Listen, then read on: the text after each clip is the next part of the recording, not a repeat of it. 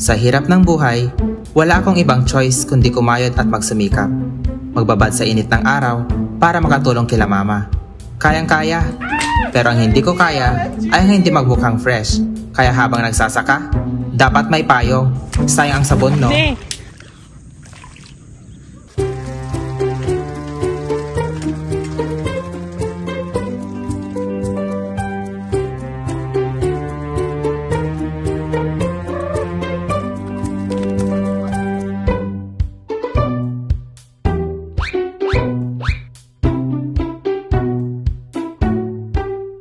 Bogart! Bogart! Umay ka to'y! Tulungan ni tatang magsikan eh!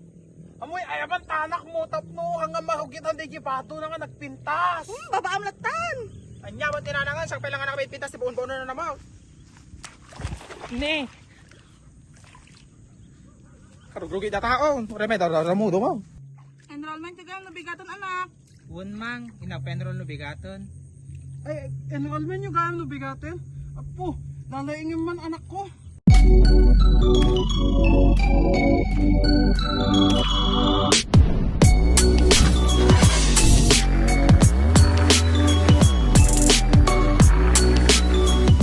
Hey, Bogart, sabihan mo ako pagtapos mo dyan ha. May tatawagan lang ako sabihan. Sige po, sir. Hoy, Bogart! May pasok ka palit yan na magpaalam ka na sa boss mo. Hala, oo pala, yung gamit ko, yung bag ko, yung kandila ko, asan na? Yung kandila ko, asan na? O, andito na, ready ko na. Tara na. Sige boss, mauna na kami, balik ako bukas. Sige, mag-alala ko mabuti.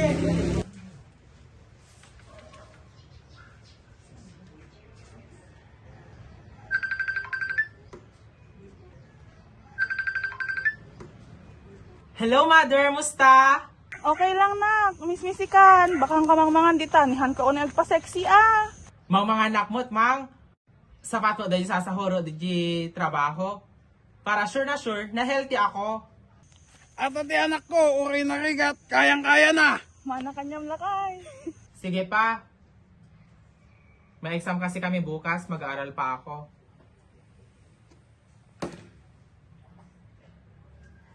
Woo! Kaya pa. Ganon siya naging buhay ko. Aral sa umaga, trabaho sa hapon. Aral na naman sa madaling araw. Kaya naman siya, kahit wala na akong tulog so much, nakakaloka lang slide pero wala akong choice ate kasi wala kaming generational wealth. So go lang. Ganon talaga kapag Disney Princess, ang daming problema pero slay pa rin. Our discussion for this afternoon is regarding the derivation of the dutiable value as a basis for the computation of customs duty. Since last semester, we discussed already topic regarding on the Incoterms 2020. Good afternoon po, sir. Sorry late na ako. Mr. Bogart, what's good in the afternoon? You're late once again. Ano na yan? Anong attitude dyan pinapakita mo sa amin? Look, oh! Ang dami-dami sinasabi ng mga classmates mo, hindi ka naman naka-uniform, late ka pa! Ano na, Mr. Bogart? Akala mo ba graduating ka na? Ano, tatayo ka na lang dyan? I think you're aware that meron tayong uniform, and yet naka-t-shirt ka? Fourth year ka na! Alam mo na dapat ang responsibility mo as a student. My God, fourth year! Hindi nyo alam kung paano susundin nyo by policy ng school. Ano, Mr. Bogart? Alam mo bang bagsak ka sa akin last semester? Ano ginagawa mo? Mataas ang grade mo ng last prelim. Ano na ngayon? You should know your priority. You're becoming a professional and yet you're not acting like one. My goodness, you're getting into my brain. Oh, Beng, kamusta?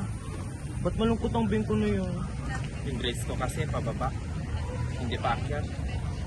Ewan ko ba? Dami ko siguro indisi. O ano, review tayo mamaya? Tulungan kitang mag-aral. Sabay tayong gumawa ng practice test. Okay ba yun? Papansin ka na naman. Kaya ko to. Dami mo din ginagawa. Hindi ka naman nabala. Sabay naman tayo mag-aral. Hello, Ading? Kuya, narinig ko sila mama. Yung kita na lang niya sa pagtitinda sa palengke yung pinagkukuhanan ng gastusin. Bakit? Okay pa naman yan sa kahana. Binenta na nga ng may-ari yung sakahan, kuya. Nagpapakasarap buhay ka kasi dyan eh. Habang kami dito halos wala nang makain. Isipin mo naman kami kuya. Hindi laging pangarap na lang. Alam naman nating wala nang patutunguhan eh. Kasi eto na tayo. Hindi na tayo makakaahon dito. Gumising ka naman na sa panaginip mo kuya. Nagpapasarap sa buhay? Yung tulog ko, 2 oras lang sa pang-araw-araw. Pag uwi galing sa school, papasok ako sa trabaho. Hanggang pag uwi ko, kailangan kong mag-aral para hindi ako maalis sa scholarship. Tapos kinabukasan, kailangan kong pumasok. Ito ba yung buhay na masaya para sa'yo? Kasi kung ito yun, ayoko na. Pero huwag kang mag-alala. Ako na ang bahala.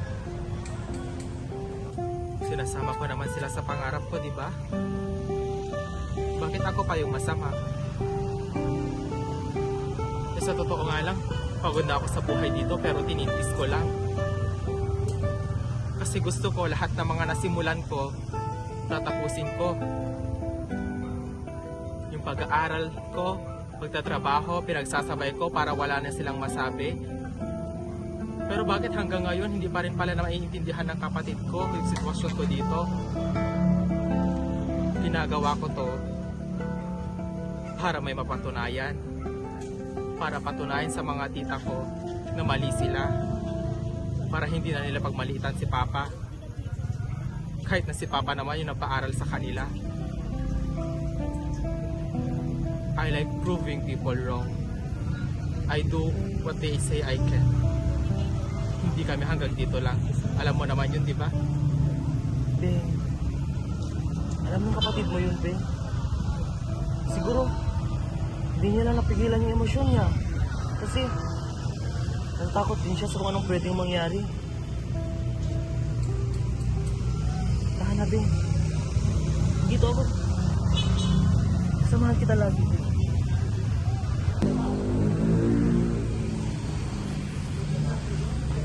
Beng, deliver ko lang itong order na aling kasi nangungulit na kasi siya. Tapos ilagay ko na rin yung bayad niya sa aking order ng classmate kasi. O sige, tapos samahan mo ako mamaya, padalhan sila mama. Sige. Grabe na ito. Bakit ganyan yung BFF ko? Super caring na parang pinopormahan na ako. Please, ay do lang ang tamang sagot. Opo.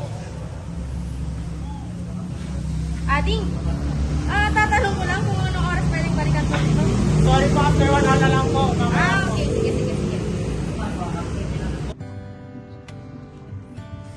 Tagal na natin magkaibigan, no? Oo, Beng.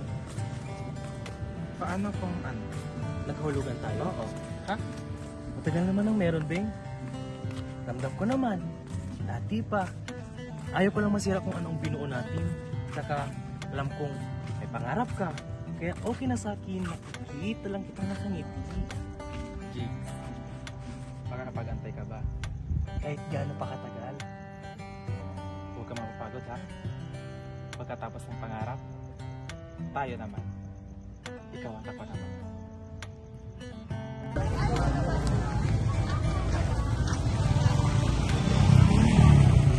Lapit na natin iwan tong isap, no, Beng?